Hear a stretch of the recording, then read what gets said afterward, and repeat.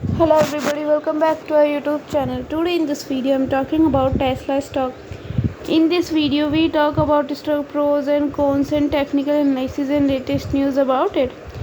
Stock is trading at 271.99 US dollar with 0.82% positive in a day. We can easily see stock was volatile for a day.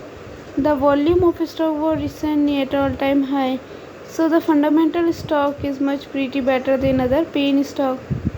Before buying and selling the stock, please consult your financial advisor. Today's video is done.